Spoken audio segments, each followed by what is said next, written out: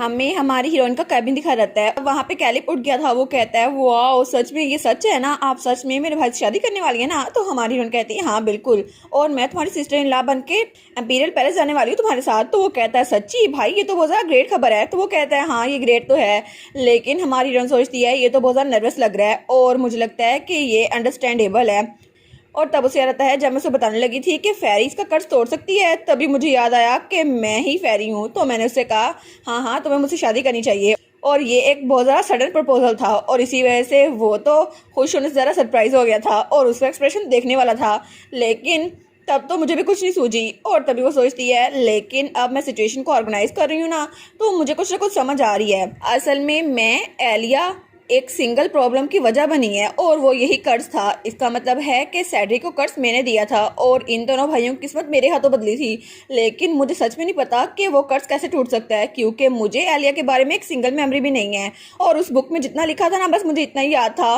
लेकिन मैं सच में कुछ नहीं कर सकती। और इसके अलावा एक अच्छी चीज़, अगर मुझे उसकी मेमोरीज याद आ जाए ना तो मुझे पता चल जाएगा उस फेरी का आइडेंटिटी क्या है। और अभी तक इन दोनों को पता नहीं चला कि मैं एक फेरी हूँ, लेकिन किसी ने भी उस फेरी के आइडेंटिटी को पता नहीं किया था और इसीलिए इन दोनों को पता नहीं चला कि मैं एक फेरी हूँ। और मैं अगर यहाँ से भाग भी जाऊँ ना, फिर भी ओरिजिनल स्टोरी में कभी ना कभी तो वो फेरी से मिलेगा ही। और जब वो मुझे देखेगा ना वो कहेगा नो वे, क्या सच में तुम ही फेरी थी? तो मैं कहूँगी नहीं नहीं एक मिनट रुको सही। लेकिन वो कहेगा आखिर तुम्हारे पास इतना टाइम था कर्ज को ब्रेक करने के लिए, लेकिन तुम्हारी हिम्मत कैसे हुई हमें ट्रिक करने की, और तुम यहीं पे मर जाओ और आखिर में मैं खुद कैलिप के हाथों मर जाऊंगी। नहीं नहीं ऐसा नहीं करना मुझे।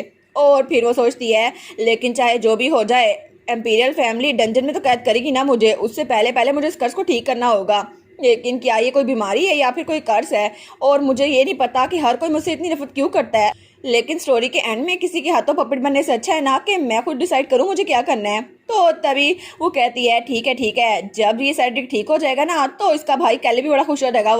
वो कहेगा भाई आप ठीक हो गए, और मैं कहूंगी हाँ सेड्रिक का कर्ज ब्रेक हो गया और फिर मैं सबको बाय बाय कह के यहाँ चली जाऊंगी और फिर मुझे तंग करने के लिए कोई नहीं होगा। मैं एक अलग जगह पे रहूंगी और हैप्पीनेस से रहूंगी अकेली। लेकिन वो सोचती है अगर यही हुआ तो फिर तो मैं खुश हो जाऊंगी ना, क्योंकि कैलिब और सेड्रिक वो दोनों भी खुश हो जाएंगे। लेकिन तभी उन दोनों को देखती है और सोचती है ऑफ कोर्स मुझे इन दोनों के साथ इन्वॉल्व नहीं होना था, लेकिन फिर भी मैं एक फेरी हूँ ना तो मैं हेल्प नहीं कर सकती, मुझे ये करना ही होगा, क्योंकि चाहे मैं एक बुक के अंदर क्यों ना हूँ लेकिन ये रियलिटी से थोड़ा डिफरेंट नहीं लग रहा मुझे। तो तब उसका भाई कहता है असल में हमें तुम्हें बताना था ये कोई आम शादी नहीं है। तो वो कहता है क्या? तो सेड्रिक कहता है हम लोग एक कॉन्ट्रैक्ट मैरिज करने वाले हैं और हमें तुम्हें बताना होगा जब तक कर्ज उठ नहीं जाता तब तक हमारा कॉन्ट्रैक्ट कायम रहेगा और जब ये खत्म होगा ना तो एलिया वापस चली जाएगी। तो वो कहता है अच्छा मुझे लगा ही था ये कॉन्ट्रैक्ट मैरिज होगी। तो एलिया कहती है क्या तुम्हें पता था? वो कहता है जी, लेकिन आपको इसमें हर्ट होने की जरूरत नहीं है, क्योंकि अगर आपका ब्रेकअप हो गया ना फिर भी उसको वहां जाने की जरूरत नहीं है। तो एलिया कहती है क्या? वो कहता है जी जी बिल्कुल, एलिया को वहां से वापस जाने की जरूरत नहीं है, क्योंकि अगर आपका डाइवोर्स हो भी गया ना तो वो पेरिस में रह सकती है, मैं उसको वहां पर रखूंगा। तो एलिया तुम डाइवोर्स के साथ मेरे साथ रह सकती हो? वो कहती है क्या? तो तब वो आगे बताई जा रहा था। वो कहता है मैं तुम्हारा ऑफिशियल गार्डियन बन जाऊंगा, ठीक है, मैं आज ड्यूक बनूंगा ना तुम मेरे साथ रह सकती हो, हम लोग हंसी खुशी रहेंगे और तुम्हें कोई वहां से निकालेगा भी नहीं। तो वो कहती है लेकिन ये जरूरी तो नहीं है ना। और वो सोचती है मुझे नहीं पता कि कैलिब की फीलिंग्स इतनी ज़्यादा चेंज क्यों हो गई, लेकिन अभी तो वो बहुत ज़्यादा खुश लग रहा है। तो सेड्रिक कहता है कैलिब ये बहुत ज़्यादा मुश्किल होने वाला है। वो कहता है लेकिन क्यों? तो सेड्रिक कहता है ऑफ कोर्स इसके लिए हमें वेसल्स को परसुएट करना पड़ेगा और उसके अलावा एलिया का ओपिनियन भी तो मैटर करता है ना। तो वो कहता है लेकिन एलिया ने कहा था वो मेरे साथ रहना चाहती है, लेकिन तभी वो चुप होता है। वो कहता है असल में उसने कभी कहा नहीं था। तो तब सेड्रिक एलिया की तरफ देखता है तो एलिया वो थोड़ी शौक लग रही थी और बहुत ज़्यादा उदास भी। तो वो सोचता है मुझे इसको हल करना होगा। तो वो कहता है ठीक है सबसे पहले हमें जगह चेंज करनी होगी। तो हमारी एलिया कहती है क्या? तो सेड्रिक कहता है हमें कॉन्ट्रैक्ट मैरिज के लिए रिक्वायरमेंट्स की जरूरत पड़ेगी, तो मैं उसको अरेंज करता हूँ, इसलिए मैं यहाँ से चलता हूँ। तो तब वहाँ पे कैलिब और हमारी एलिया थी। तो तब कैलिब भी उसकी तरफ हाथ बढ़ाता है। वो कहता है चलो ना चलते हैं एलिया। तो एलिया उसके हाथ को देखती है और वो सोचती है हालांकि मैं कैलिब पे तरस खा के ये सब कुछ कर रही हूँ, और वो सोचती है कैलिब को खुश देखकर तो मुझे बहुत ज़्यादा अच्छा लग रहा है और ऐसा भी नहीं है कि मुझे उसका प्रपोजल बुरा लगा है, क्योंकि कैलिब के साथ रहना तो मुझे बहुत ज़्यादा पसंद है और मैं तो उसके साथ बहुत ज़्यादा क्लोज हो गई हूँ। लेकिन अगर फिर भी मेरी मेमोरीज वापस आ जाए तो सेड्रिक और मेरे लिए दोनों का मसला होगा और मैं तो एक विलन बन जाऊंगी ना जो उसके भाई के लिए बहुत ज़्यादा खतरनाक होगी, और मैं चाहती हूँ ऐसा कुछ ना हो। तो इसके बारे में हम बाद में सोच लेंगे, क्योंकि मुझे इस सब की मेमोरीज नहीं है कि ये सब कुछ मैंने कैसे किया था। लेकिन फिर भी ये फैक्ट सही है कि मैं ही एलिया हूँ, तो मुझे कैलिब को खुद बताना होगा चाहे जब भी मौका मिले। लेकिन अभी तक मैंने उसको बताया नहीं, इसको धोखा मिल रहा है। तो अभी के लिए ठीक है, मैं उनके साथ जाऊंगी। मुझे मसले को सबसे पहले फेस करना होगा। और तब वो तीनों महल के आगे पहुंच गए थे और महल पूरा तो जमा हुआ था। वहां पे ठंड की वजह से पूरा पैलेस वो फ्रीज था। तो तब कैलिब कहता है आखिर पैलेस को क्या हुआ है, ये जमा हुआ क्यों है?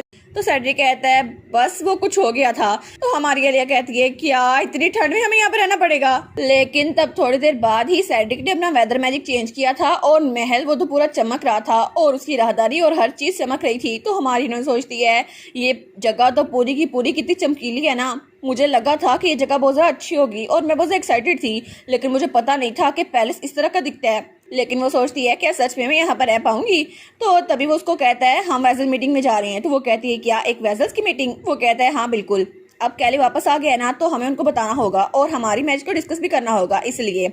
और वैसे भी तुम्हारे काम के लिए मैं एक मेड रख दूंगा, ठीक है? तो तुम्हें कमरे से बाहर निकलने की जरूरत नहीं है और अगर तुम बाहर जाओगी तो वो मेड तुम्हारे साथ रहेगी। वो कहती है क्या मेरी मेड? तो तभी वहाँ पर हमारे ड्यूक का एडवाइजर आता है एडविन। वो कहता है सर सेड्रिक।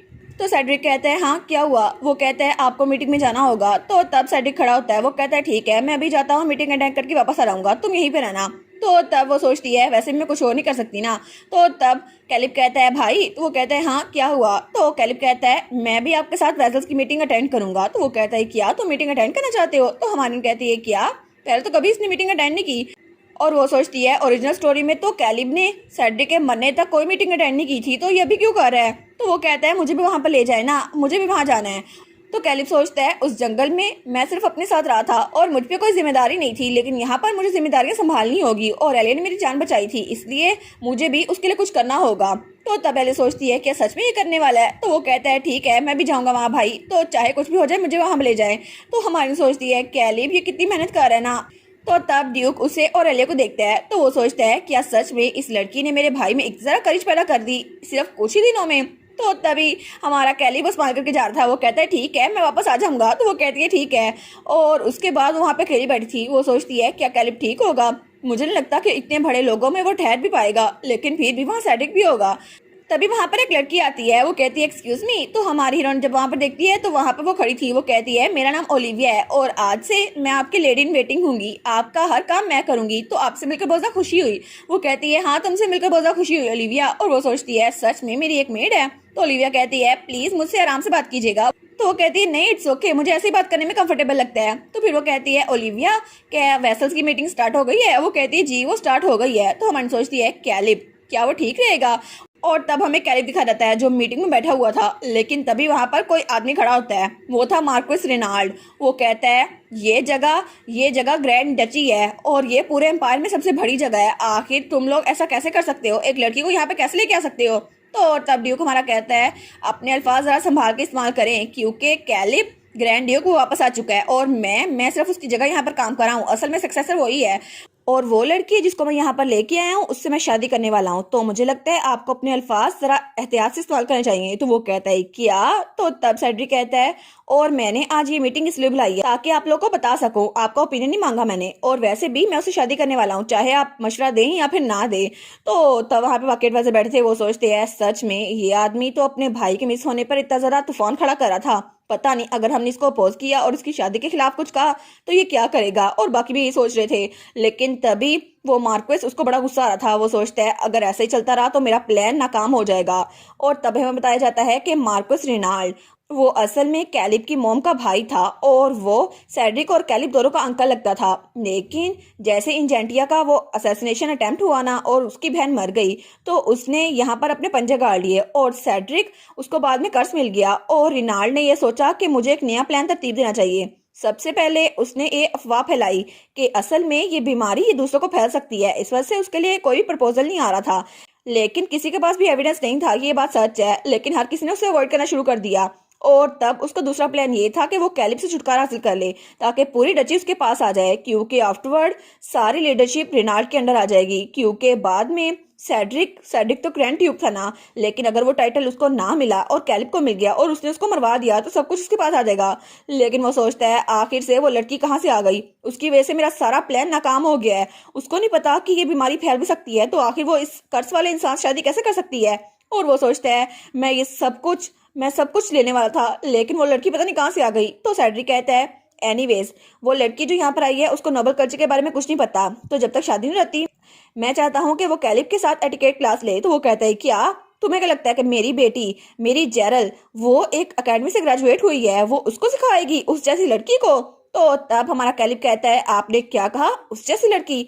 आप ऐसा कैसे कह सकते हैं मार्कस बेबीलोन? और वो सोचता है क्या इसने पहले तो कभी ऐसे बात नहीं की, लेकिन ये अब ऐसे बात क्यों कर रहा है, क्या ये मेरा मजाक उड़ाने की कोशिश कर रहा है? तो कैलिब कहता है मैं रिकमेंड करता हूँ कि आप अपने अल्फाज जरा एहतियात से इस्तेमाल करें, वो लड़की मेरी सिस्टर इन लॉ बनने वाली है और इस पूरी डची की डचेस बनने वाली है। तो वो सोचता है क्या वो लड़की इसके लिए बहुत ज्यादा स्पेशल होगी, लेकिन तभी उसको ठंडे पसीने आ रहे थे, तो बाकी एडवाइजर भी बिल्कुल चुप थे।